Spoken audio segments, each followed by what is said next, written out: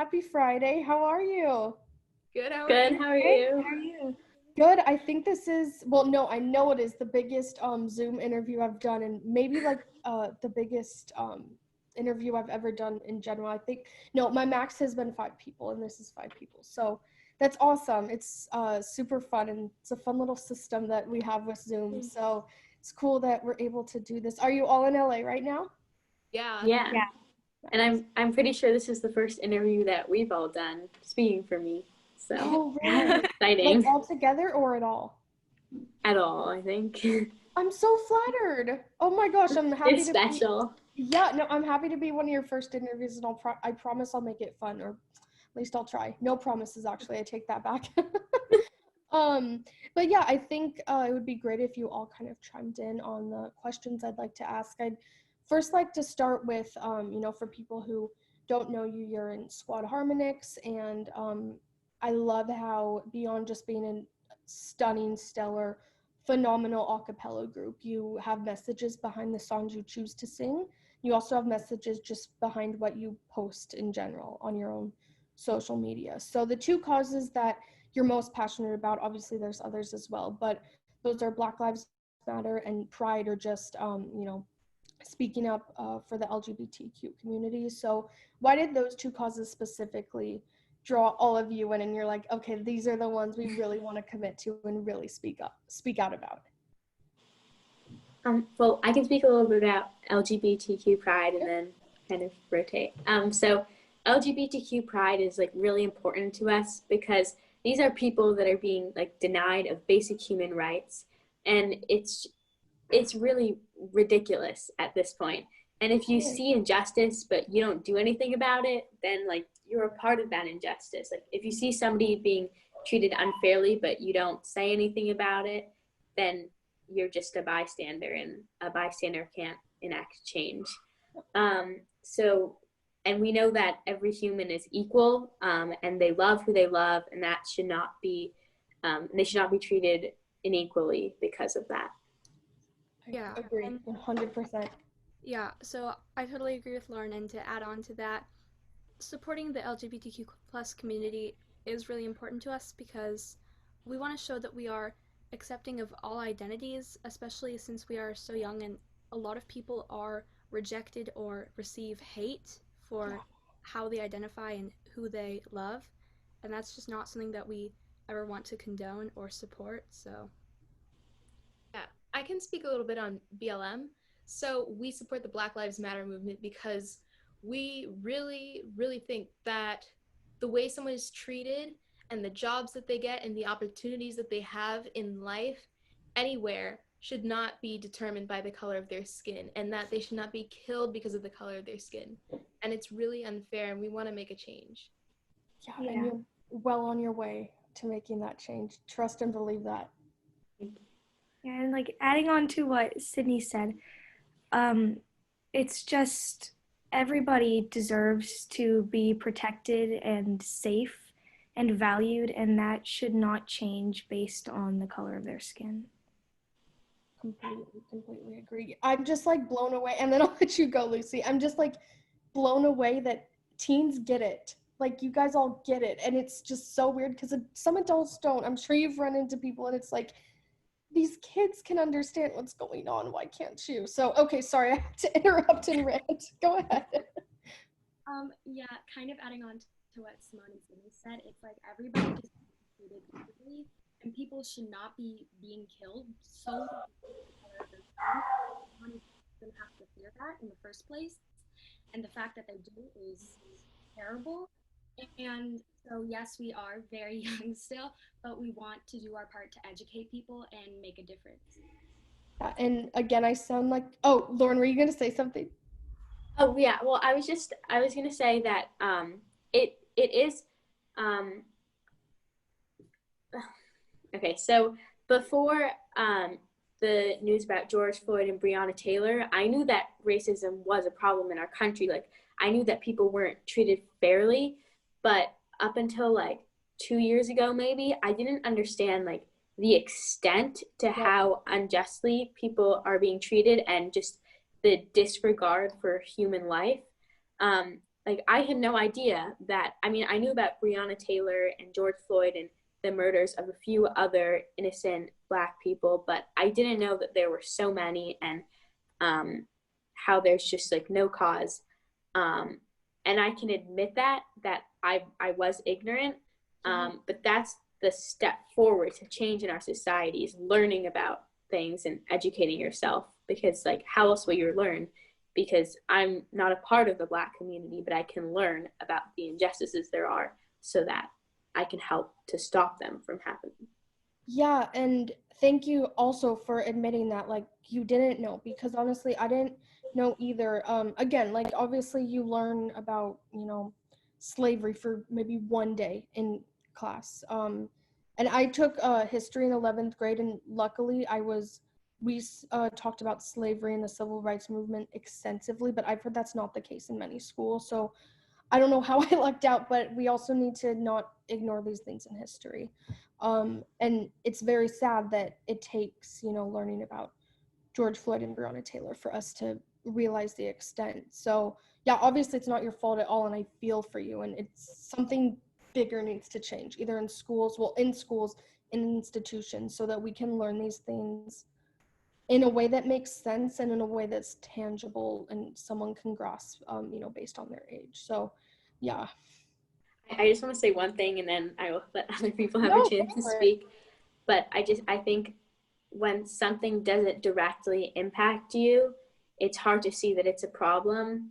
And there was this quote in a movie that I just watched, and it was like, why would you support a changing world if the world now benefits you? And I think that even if something isn't directly impacting you, it impacts our society.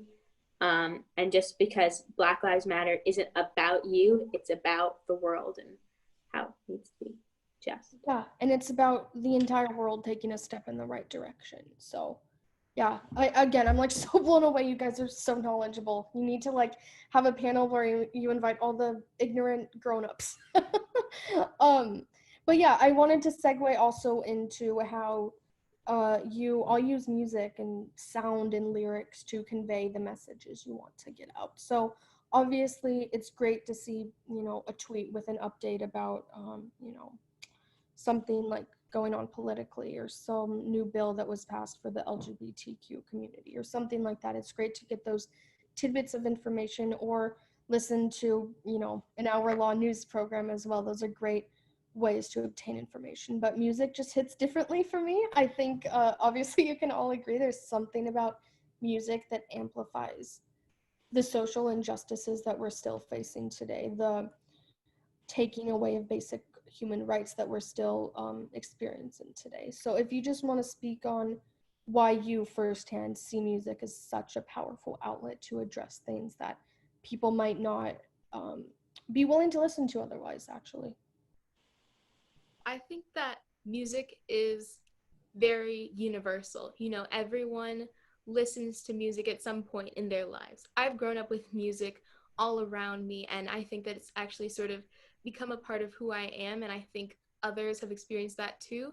So they can take what we're trying to share through the music. It's a really great way to just spread the message, spread awareness, and let people know about your cause. Yeah, definitely. Yeah, building off of what Sydney said, I think there's just something about like a melody and like the notes all put together, and people can tell if the song is sad or if it's happy, and what the person singing is feeling. And I just think that's a great way to get a message across to people who may not have been paying attention before. Yeah, especially if it's a song that gets stuck in your head, right? Yeah, I agree with Simone that music is a great way to communicate messages because you can express so much emotion through it. And also, I feel like it's good because you can kind of make people listen to you, because everybody listens to music. But at least I know when I listen to music, I like to listen to the lyrics, and you can always hear the passion and like emotion in somebody's voice. And that's very hard to ignore.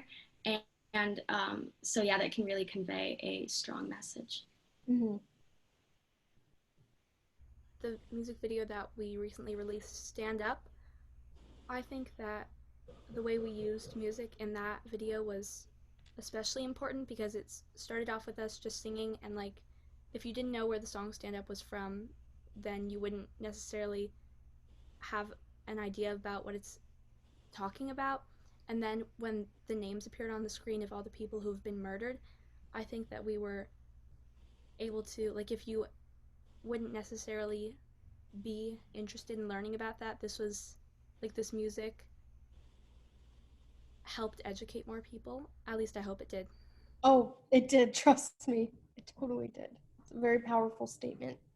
Your stand-up video is so powerful. I loved it. We talked about it a little bit briefly, but I want to know the story about how you came to meet this other a cappella group and partner up and just create something so amazing. Tell me everything. I can start. So Laura, our group leader, I guess found them on the internet over the summer, and she was like, "Wow, these people are super good because they're really good. You should like watch their stuff. It's so good, insane, like unbelievably good. You guys too. You're all just, my mind is blown. Mind blown emoji. So they were really good, and Laura asked if they could teach a master class during one of the summer camps that we had over the summer. And they said yes. And at the end, Laura was like, "Hey, how about we do a collaboration?" And he agreed and kind of just went from there. Somebody else want to finish the story? I think it's so cool that we got to collab with them because they are so incredibly talented. Like when I heard their voices, I was beyond impressed. Like if I can even have a fraction of that talent when I get older. Dude, what are you talking about? I absolutely love them. Like I am in awe. Yeah. And they taught us like some really helpful stuff. They had this one warm up that they taught us, and I mean they're just amazing. And like this, we have never met this group before, like in person. We've never met these people, and they're from Georgia, and I've never been to Georgia, and I think a lot of people in this group may have never been to Georgia. I haven't been to Georgia. Yeah. So this video really showed like unity between people that we've never met, but we can still like come together through the power of music and convey a message that's really important to all of us. Yes, and it's so powerful. I keep using the word powerful, but I think it's the best adjective to use. It's so powerful to, despite being in a pandemic or despite maybe not being able to meet up anyway due to scheduling or something, that you can come together. And I think that's a message that we all need to hear more of. It's important to find the ways to come together, to ask questions, to share each other's stories, to be vulnerable. And the fact, again, that you were able to do that not only by speaking and obviously listening to one another's experiences with music and just with their daily lives, but at the same time then take those experiences, find the perfect cover song to convey those experiences, upload it to YouTube, get great reception. Like that entire process is so mind-blowing, and I'm so proud of you. That wasn't a question, I just had to say that. I've been like holding it in the whole interview. I'm like a fangirl, I'm sorry. Thank you. Thank you. And yeah, so stand up again, so powerful. And I think that and correct me if I'm wrong because I'm a bit older than you, I think a lot of people your age maybe don't feel empowered to stand up for what they believe in because they're afraid of rejection, they're afraid of being labeled, in a certain way, and they're just afraid to speak up because they don't think it will do anything. And I definitely went through that in high school. I had a lot of thoughts, a lot of ideas that regrettably I kept to myself more than I should have. I didn't really have a platform, but I think anyone has a platform these days. You have one follower, that follower sees a story about something you think is important, you've made an impact. So I guess my question is, what words of encouragement do you have for people your age, or really anyone who are stuck in that same boat that I was, that I wish I knew you all when I was in high school, because I think you would have got me right out of that boat. Well, I would say that if you're passionate about something, make sure that other people know. So spread awareness. You can repost on Instagram, whatever platforms you have, Twitter. You can draw. Like if you're really into art, you can draw something for it. You can make a poster, you can paint something, and you can of course spread the message through music like we have done. And you can sign petitions, you can text phone numbers, you can write emails and letters. There's so much you can do, and you may think that your voice doesn't matter, but it does take one small step to create large change. So I think if everyone can just do a little bit, it'll create a bigger change. Yes. All it takes is a little bit. I think the other thing too is people think they have to do these drastic things, donate $100,000 to a cause, and otherwise it doesn't matter. And that could not be farther from the truth. All those little things add up to $100,000 or add up to 1 million reposts or whatever it may be. So that's, yeah, thank you for explaining that. Also, I feel like I'm in middle school, so I feel like... You're in middle school? Yeah, I'm in middle school. I'm in 8th grade. Oh, so mature. Wow. Thank you. So I feel like some of those feelings that kids have are like heightened even more in middle school, because I think sometimes kids feel like they don't know enough yet, which is sometimes true. Like you still have a lot to learn from like educated adults and even older kids. But there is one thing that, you know, like for sure, like human rights are human rights, and everyone is equal, and no one is less than biologically, and no one should be treated less than. That is like one thing that you know for sure. Like maybe you don't know the answer to your science test or whatever, but you do know that, and you can take that to the bank, and that is always true. So just use that. Universal truth. Thank you all so much. This was a fabulous interview. I really appreciate you taking this time on a Friday night to speak with me and tell me a little bit about Squad Harmonix. So if we could just recap social media, upcoming projects, all that fun stuff, that would be awesome. So yeah, actually we are super excited. We are releasing our holiday EP this Thanksgiving, and it's going to have everyone's favorite holiday songs on it. We've been working super hard, so keep your eyes and ears out for that one. Exciting. We also have a bunch of social medias for Squad Harmonix. We have a YouTube, we have an Instagram, we have a Twitter, and we have a TikTok. And on Instagram, we also have our own individual accounts, most of us do, where we try to post weekly covers, so be sure to keep your eyes peeled for that, and you can duet them on TikTok as well. And over the summer, I worked on designing a bunch of brand new Squad Harmonix merch. So if you want to shop that, you can go to squadharmonix.com/merch. And 100% of the profits from that goes to our scholarship fund, which helps kids who cannot afford to be a part of our program still get to experience being in the group. And thank you so much, Ava, for having us. This was so interesting and fun, and it's so important to us that our message is spread. And just so thank you so much for this opportunity. Of course. No, you were all awesome, and we're definitely going to do something in person in LA when it's safe. I'll come to can I come to one of your rehearsals? Yes. I would like pay for a front row seat because y'all are so incredible. We'll make it happen. You would be surprised that we get really funny during rehearsals. Anyways. Oh, I'm sure. I promise I won't show up unexpected. We'll plan it in advance. So you're like, you're not like, who is this person? No, that would be fun. I'd love to do that. And also don't forget, we love when people reach out to us on Instagram, which is at Squad Harmonix, because we love hearing from you, and we really thrive on your support. So thank you. And I guess they all pretty much touched on everything, so I'm just going to show you some kittens. I'm fostering these guys, and this one is currently up for adoption, so if you're interested, thank you. She's, I foster with Michelson Found Animals, so she's available there, so. I can't. I want them all. I just want them all. But I know that I don't have time for a cat right now, which it's better to admit you don't have time than get a cat and then have to rehome it again. So, but yes, adopt, don't shop. That's another cause I guess y'all are into. Maybe not as directly, but I love it. Awesome. Well, thank you all so much. And again, I really hope to meet you in person one day.